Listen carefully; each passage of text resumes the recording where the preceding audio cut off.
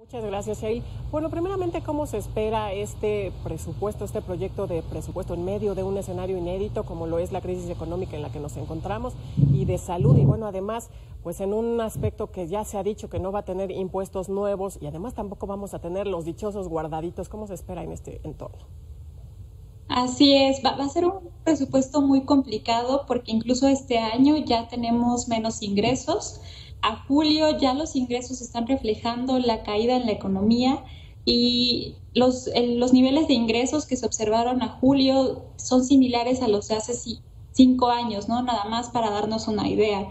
Se espera que este presupuesto continúe con la política de austeridad que ha marcado al gobierno en los últimos 2 años, lo cual no sería lo ideal. La crisis económica que estamos atravesando, reducir el gasto simplemente retrasaría más la recuperación económica.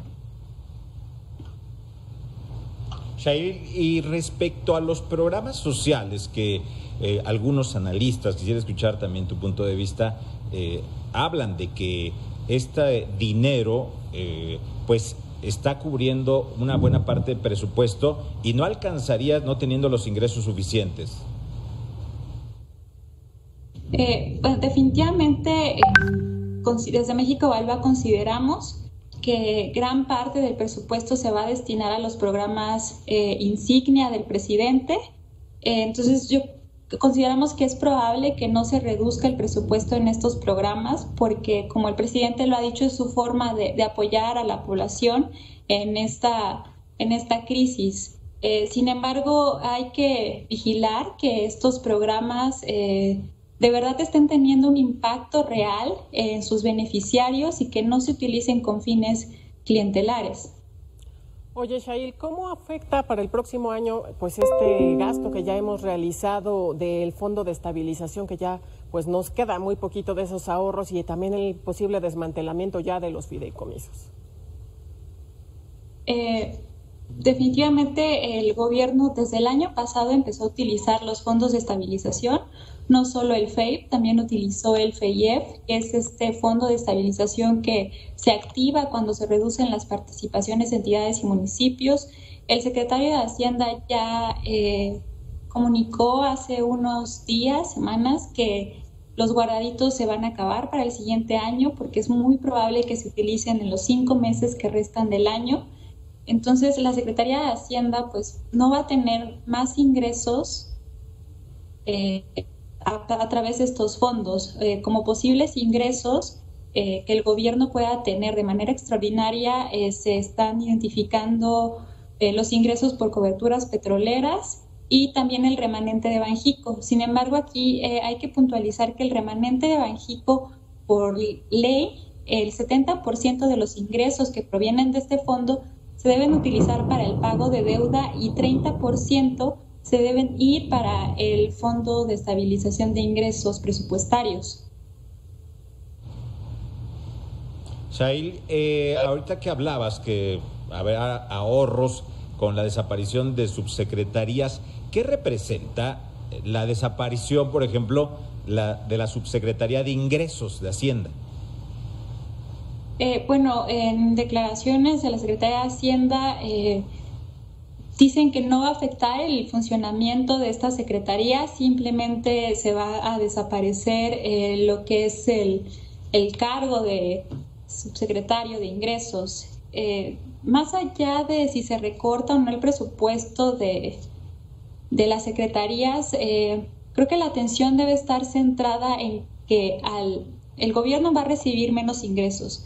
Entonces hay que ver cómo se va a reestructurar el gasto para que también se detone la actividad económica, porque estamos atravesando en una crisis sanitaria y en una crisis económica. ¿Esta determinación de no adoptar pues deuda va a ser benéfico a largo plazo o bueno, vamos a empezar a ver los efectos de esto ya? Bueno, la postura del gobierno ha sido muy definitiva, no piensa contratar deuda. Definitivamente desde México Evalúa consideramos que se debe de contratar deuda, pero que este endeudamiento debe ser estratégico y moderado para que pueda darle espacio fiscal a las finanzas del gobierno y así se desarrolle una política de infraestructura que permita detonar la actividad económica. Aquí la pregunta o el principal problema no es si se va a contratar deuda, es decir, si se contrata, ¿cuál va a ser el destino de esta deuda? Si se va a endeudar el gobierno para completar los planes de financiamiento de Pemex y CFE, no sería lo ideal.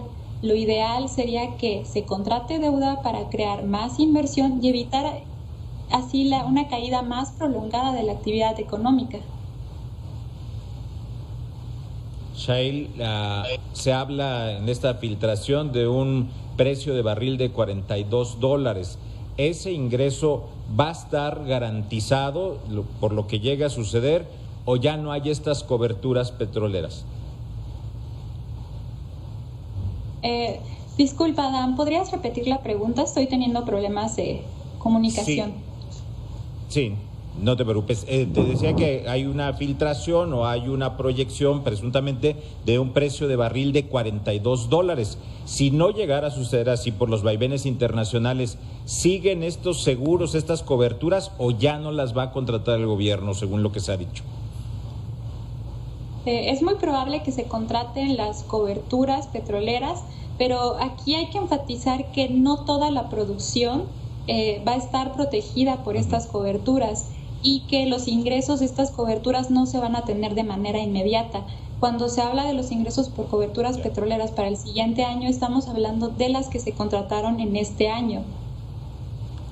Shail, ¿qué lectura le dan ustedes allá en esta organización en la que tú laboras el hecho de que estas grandes obras de infraestructura como son el Tren Maya, el aeropuerto de Santa Lucía, la refinería de Dos Bocas puedan quedar intocadas en medio de un panorama de crisis en la que nos encontramos y además pues la sanitaria?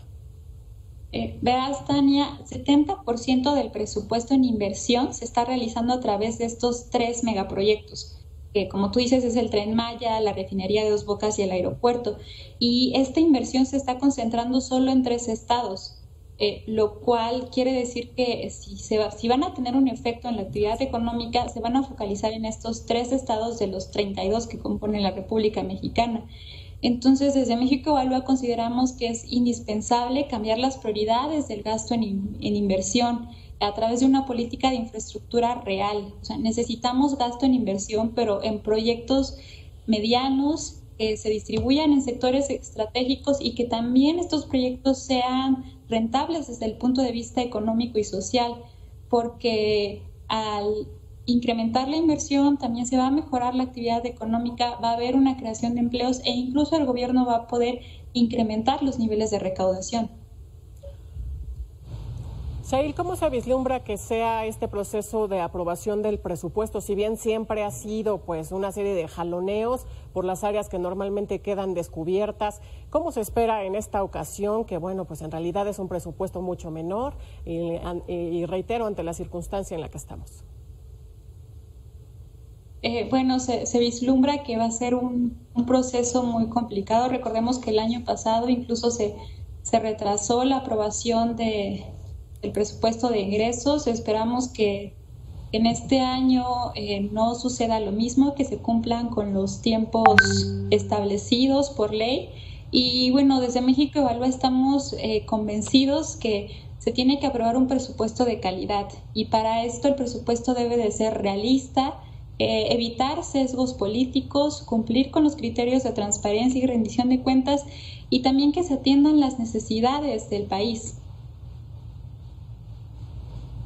Pues Shail Balam, investigadora del Programa de Gasto Público y Rendición de Cuentas de México Evalúa, muchas gracias por estar aquí con nosotros en Mega Noticias TVC.